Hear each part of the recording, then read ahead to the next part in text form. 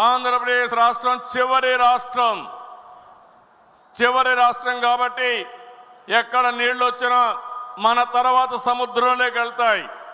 పోలవరం తర్వాత రాజమండ్రి తర్వాత సముద్రం తప్ప వేరే మార్గం లేదు.